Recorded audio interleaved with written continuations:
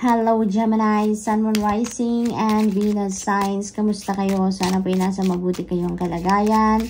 Welcome back po sa Star Tarot. Kung bago kayo dito, welcome din kayo. Thank you sa inyong support. I truly appreciate it. God bless you all. Pauna mensahe ni Gemini ay Sunshine. The sun is shining on you, career and business growth, fabulous communication and relationship. Napakaganda, napakaganda. Kasi parang ano to, sun energy, you know, nababalutin ng liwanag ng sun ang buhay ninyo. Lalong-lalo na sa areas ng inyong mga relationship, karera, negosyo, you know, so napakaswerte ninyo sa mga areas na yan sa ngayon, Gemini. No, magiging maayos ang lahat din, no? Magliliwanag din ang buhay ninyo. Kung meron kayong dark circumstances na pinagdadaanan sa ngayon in those areas, no, makakaasa kayo that it will improve. Your situation there will improve. Okay? So what else? We have love. Love is in the air. A great time for commitment and taking relationships to the next level. Ayan. So, love is in the air talaga dito. Meron ditong mga, siguro, may mga singles siguro sa inyo dyan, Gemini, that is going to enter a new love and romantic relationship sa ngayon, ano? Maaaring ganon ang ganap. For others of you naman na nasa established relationship na, this is also a time maybe that siguro may mga pag-uusap kayo dito na mag-level up na ng inyong commitment. Maaaring meron ditong magpapakasal na, mag-aasawa na, maaaring meron ditong mai-engage. Yung mga ganon, maaaring bubuo na kayo ng pamilya, so maaaring nandun na sa along those lines na ang inyong mga conversations with your person dito. So this is really exciting. We have romance. Ayan na nga, Gemini. Punong-puno ng pag-ibig ang inyong araw. Love is set to sizzle. The chance for romance is high for those seeking connection. Ayan. So, kung ikaw ay talagang single ngayon, ay nako, maaring ito na ang panahon, Gemini, na makita ninyo, mahanap na ninyo, makilala na ninyo ang inyong potential na magiging romantic partner talaga, no? Romance is in the air, love is in the air. So, parang nandito si Cupido siguro sa tabi ninyo at nagbabantay, no, ng taong makakaano ninyo, palagayang loob at mag-develop yan into a romantic relationship. We have patience. Be patient and allow destiny to unfold at its own pace. Ayan. So, this is a beautiful reminder din sa inyo, Gemini, na kailangan natin minsan magpasensya. Kailangan nating magpasensya. Kailangan nating mag-surrender sa natural ebb and flow of life, no? Dahil kahit ano man ang pagmamadali natin, ano man ang pagpipilit natin na mangyari ang mga gusto nating mangyari, if it's not meant to happen yet, if it's not for your highest good, kahit anong gawin natin, hindi talaga mangyayari, 'di ba?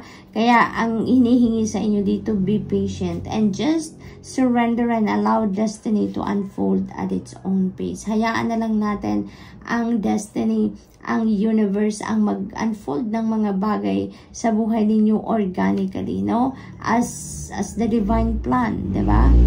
Kasi 'di ba, ang lahat naman ng mga bagay is unfolding according to the divine order and timing. Kaya wala din naman tayong control over that. Kung minsan kinokontrol natin, tinatry natin i-control, mas lalong lumalayo, 'di ba? Mas lalong hindi nangyayari. Kaya ngayon, maghintay tayo, magpasensya, and at the same time, isurrender na lang natin 'yan sa Panginoon, ano? So, we have fruition. Ayan, diba? Napakaganda. Rest assured, no? Rest assured, your dreams and visions will come to fruition. You just need really to be patient. Kasi it's not going to unfold according to your will. It's not going to unfold according to your own timeline. No? Gemini, kaya pasensya ang hinihingi sa inyo dito. No? Pasensya at makinig kayo sa divine guidance ninyo. Follow what your intuition is telling you because it will lead you to where you need to be, to what you need to do para makarating kayo dito sa pagtupad na ng inyong mga pangarap. Kasi may guarantee na to sa inyo ng spirit, no? This is guarantee sa inyo na mangyayari at mangyayari kung ano ang pangarap ninyo. Kung ano yung ine-envision ninyo for yourself, no? Mangyayari at mangyayari. We just don't know when, 'di ba? Kaya nga kaimportanteng nakikinig kayo sa inyong intuition dahil may mga signs diyan, may mga mensaheng pinapadala sa inyo dito para mag-guide kayo papunta doon sa pagtupad ng inyong mga pangarap, no? So we have ascension and your soul is evolving to higher states of consciousness. You're ready for this. Ayan. Ang iba sa inyo dito siguro, may spiritual awakening na nangyayari na, no? Maybe you are already on a spiritual journey. Kaya mas siguro kayo ngayon, mas malakas mas matibay at malakas ang relationship na ninyo with God sa ngayon, with the rest of your spirit team. Parang in sync siguro kayo ngayon with God, no? Kayo ngayon, parang you have a deeper understanding and you have a deeper relationship na ngayon with God and with your angels, yung mga ganon. You have a deeper understanding na din ngayon siguro of life itself, no? Release anything that keeps you from path of authenticity. Ayan, so now is also the time for releasing, no? Release anything and everything in your life na it doesn't serve your highest good. I-let go nyo na kung ano yung mga bagay, sitwasyon, or even mga tao na hindi na naman nakakatulong sa iyong soul's growth. You don't need that in your life. No, you don't need clutter in your life, Gemini. Kaya, para makapasok ang mas magagandang pangyayari, mas magagandang sitwasyon, mas magagandang bagay sa buhay ninyo, mag-release kayo ng mga bagay na hindi nyo naman talaga kailangan sa buhay ninyo, nang hindi ninyo naman napapakinabangan. So, let them go so that you have room para mag-welcome kayo ng mga bago na mas makakatulong sa iyo, mas makakapag-support ng yung soul's growth and soul's evolution, no? So, good luck, Gemini, and that's all I have for you for today. Thank you for watching. Love and light. Namaste. Hello Libra, Sun, Moon, Rising, and Venus signs. Kamusta po kayo? Sana po ay nasa mabuti kayong kalagayan. Welcome back po sa Star Tarot. At kung bago kayo dito, welcome din kayo. Thank you sa inyong support. Tignan natin yung mga mensahe ninyo. Anong tawag dyan? Lumipad, hindi. Tumalon. Pasensya na Libra, tumalon agad yung mga cards ninyo. So, ito, health. An excellent time to start an exercise program or diet, and many friendships are on the horizon. So, marami kayong mga makikilala dito ng mga bagong kaibigan, marami kayong maraming taong papasok sa buhay ninyo na magiging kaibigan ninyo. And also, sabi ng card na to, this is the excellent time para magsimula kayo ng bagong exercise program or diet, no? Kasi maaring ma-realize ninyo na it's about time na din para mag-self-care kayo. So, this is really beautiful. Kasi, ang iba siguro sa inyo, siguro dati nag-exercise talaga kayo, pero medyo siguro napahinga kayo sa pag-exercise. Ngayon, nag-isip kayo ng magbalik muli, no? Sa pag-exercise or magda-diet na kayo ngayon, ano? Lalo na Christmas season, medyo mahirap-hirap gawin yan, yung pagda-diet. Pero, looks like you're going to be very determined dito na gawin yan talaga. Oh, friendship. Look at that. A friend needs your help. Your kindness and excellent counseling skills will put them back on track. Ayan. So, marami at talaga kayo Libra. Marami kayong makikilalang bago na magiging kaibigan ninyo at meron din kayong mga kaibigan dito na nangangailangan ng tulong ninyo. No, maaring kayo yung go-to person, ng mga kaibigan ninyo even before, no? Kapag may problema, kapag meron silang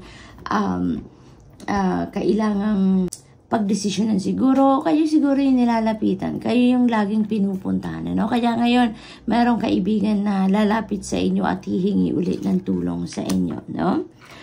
We also have tough and trying times. Ayan. So, this could be related to your kaibigan, no?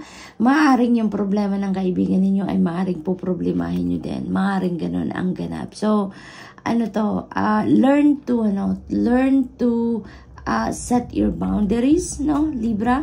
Kasi hindi naman necessary na yung problema ng kaibigan ninyo ay poproblemahin nyo din, no? So, you need also to learn to protect your energies at the same time. Kasi may ganun talaga, lalo na if you are very empathic, no? Yung yung naririnig ninyong hinaing ng mga tao sa paligid niyo, lalo-lalo na kung kaibigan nyo nga ito, ay maaaring dumikit talaga yan sa energy field niyo at problemahin nyo din ang kanilang problema. Diba? Bibit-bitin nyo din sa inyong kalooban. That is also possible. Kaya you need to protect your boundaries. You need to set your boundaries and you need to protect your energies. Okay? So, maaari din naman na sa'yo din ito. Maaring ganun din. Tough times ahead. Think long-term and make decisions accordingly. Avoid negative people at all costs. Ayan. So, i-avoid ninyo mga negatibong tao dyan na nasa paligid ninyo. No? Alam naman ninyo kung sino-sino ang mga yan. Right? So, this could also be, yung mga negative thinking people na yan, ay maaaring makapagdulot yan o makapag-cause ng problema yan sa'yo. Kaya, alamin nyo agad, no? Gamitin nyo agad ang inyong radar. Gamitin nyo agad yung inyong mga psychic abilities, no? Para ma-detect ninyo kung if there is something off-key with a person, no? Negative vibes na lang hatid. Ay iwas na kayo dyan para hindi kayo madamay, diba? We also have opportunities. Napakaganda. Stranger is about to change your life. Exciting times and plenty of action plus a special family reunion looks likely. So, timely din ito, no? Yung timely din ito na yung reunion na to. Kasi maybe, di ba, magpapasko na. So, maybe may reunion talaga kayo. Yung reunification of your family. No, maaring ngayon yan mangyayari sa Christmas season. And yung stranger na to na is about to change your life, maaring ito yung magiging kaibigan ninyo. Maaring mag-develop into a deep friendship ang opportunity na to na makilala ninyo ang isang tao dito, no? Libra, so good luck to that. We also have, marami din kayong pagkakabalahan ngayon, ano? Maaring yung mga multiple opportunities na to na parating, yun ang kukuha talaga ng most of your attention, of your time, yung ganon.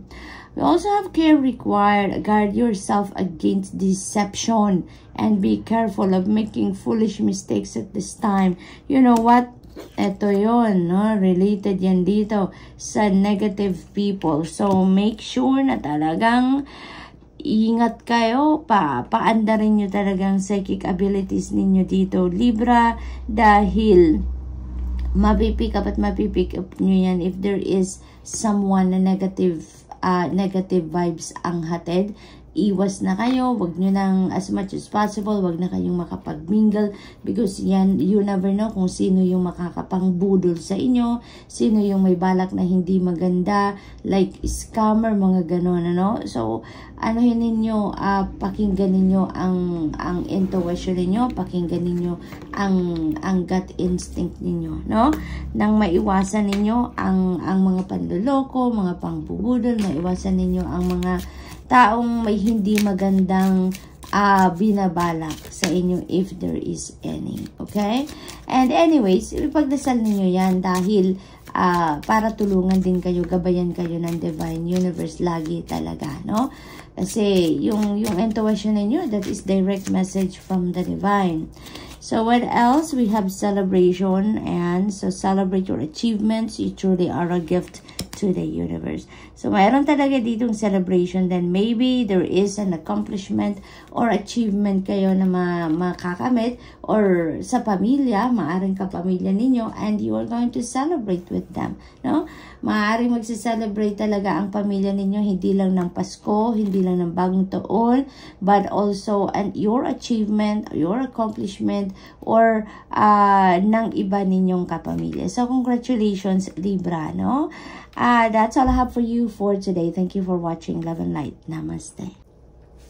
Hello Aquarius, Sun, Moon, Rising, and Venus signs. Kamusta kayo? Sana po nasa mabuti kayong kalagayan. Welcome back po sa Star Tarot. Kung bago kayo dito, welcome din kayo. Thank you sa inyong support. I truly appreciate it. God bless you all. Pauna mensahe ninyo po ay society. Say yes to all the wonderful invitations coming your way. Maaring maaring dahil malapit na ang Pasko, di ba? Malapit na ang Pasko. Siguro merong mag-iimbita sa inyo dito sa mga party nila. Maaring ganun. Excellent networking opportunities and your love interest for singles will be the result. Ayan. So, maaring meron dito makikilala kayo na tao din sa mga okasyon na yan or sa mga pupuntahan ninyong okasyon ay maaring dyan ninyo na makikilala ang siguro magbibigay sa iyo ng opportunity na maging business partner kayo, an opportunity for a new job, an opportunity for a new career, no? Or kahit anumang opportunity na maghahati din sa inyo ng success sa buhay, ng financial success, maaring ganon. For singles naman sa inyo, Aquarius, maaaring dito nyo sa okasyon na to or sa mga social gathering na to, makikilala ang inyong twin flame, ang inyong soulmate, ang potensyal ninyo na maging boyfriend or girlfriend. So, that is also possible. So, we have travel. Ayan. So, long distance travel, long distance communication will open up your life. Ayan. So, maybe merong balita or news or invitation na magagaling sa malayong lugar, no? Ang parating sa inyo dito at magbibigay siguro to ng opportunities para sa iyo, no? Opportunity to travel, opportunity to apply for a new job, for a shift to a new career, to put up your own business, mga ganon, exciting experiences for singles and career advancement for others. Ayan na nga. So, maybe meron ditong kayo, balitang parating, no?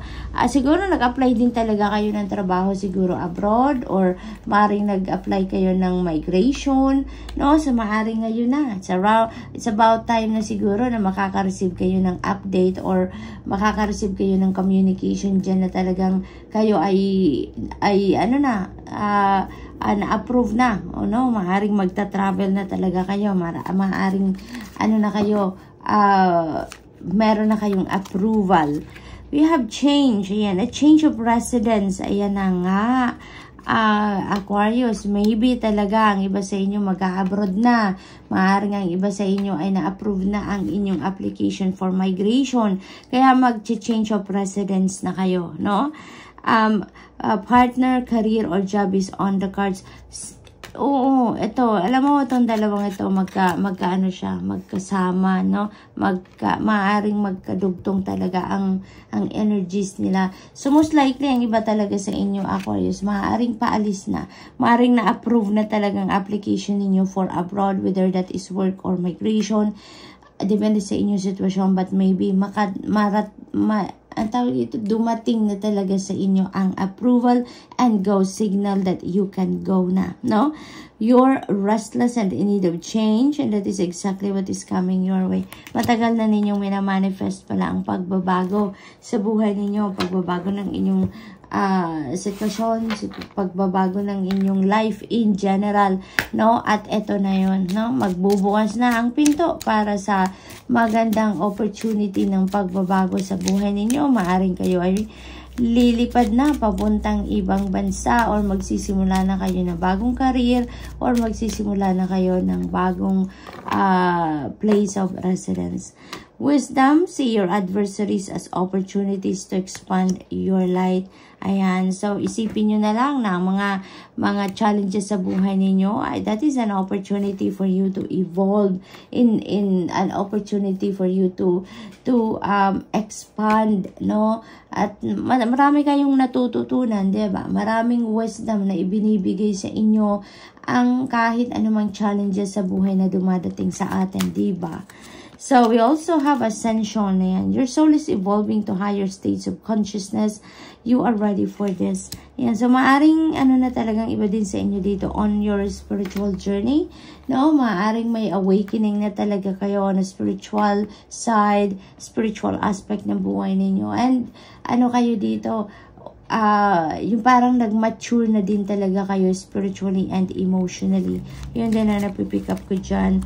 Guidance, you are not alone. You are guided by masters, teachers of the highest realms. You are so blessed, Aquarius. You're so blessed kasi hindi kayo pinapabayaan dito ng iyong spirit team, ng Panginoon, ng iyong mga angels, no, spirit guides. They are guiding you, they are protecting you, and watching you over all the time, no? Yun ang sinasabi dito. Kaya sa kahit anumang desisyon na gagawin ninyo around this time, sa kahit anumang bagay na gagawin ninyo around this time, always, no? Always check in with your intuition because you are divinely guided, no? Nang sa gayon, lagi kayong nasa tamang track, nasa tamang direction. So, good luck, Aquarius, and that's all I have for you for today. Thank you for watching. Love and light. Namaste.